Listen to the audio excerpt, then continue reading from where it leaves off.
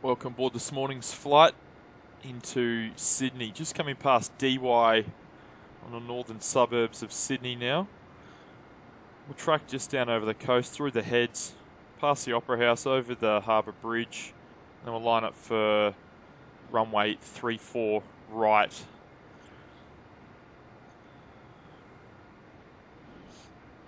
Beautiful morning in Sydney. I'm using the weather's in real time. So what you see at the moment is what you get.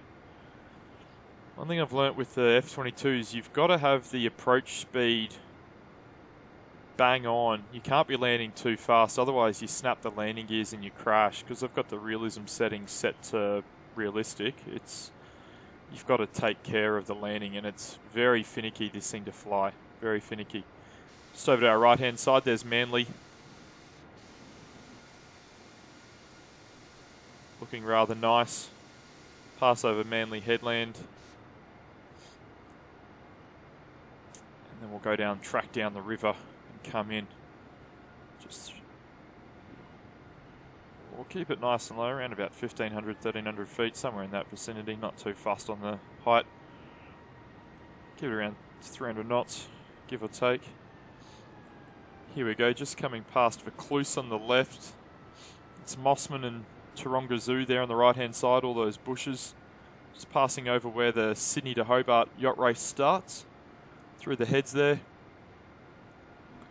Off on the left is Watson's Bay. You get a terrific fish and chips if you're ever in Sydney. Absolutely stunning, great spot and a great day. Get your ferry out there and a fish and chips. Rose Bay. Just passing over Double Bay through there, just at the front on the left hand side. Taronga Zoo's just here on the right hand side of the wing. See Potts Point there as we come straight on just over to our right. On the opposite side there's Kirribilli and the Royal Sydney Yacht Squadron, and there's the Opera House. And as I thought, the standard scenery pack for Flight Sim doesn't have the Harbour Bridge. I'd need to get an add-on for that. Over on our right hand side is Neutral Bay, and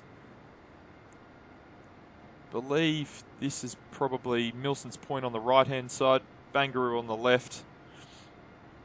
Keeping the speed up at about 180. We're good in our approach. Probably won't need to use the air brakes today. Just crossing over Balmain. Now, I might just give it a little extra. Just got to runways off to the left a little bit. Here's Balmain. Maybe crossing over Roselle. There's a view of the city. It's just the standard scenery pack. I could get an add-on, probably think about it, but I don't think it's quite up to scratch yet. There's runway 34 right there. We'll just come out and then we'll get a nice straight-on approach for it. Keeping the speed at 190. I might even taper the accelerator off a little bit. It's passing over Petersham probably now before we go over Marrickville and on short finals for runway 34 right. You'll notice that there's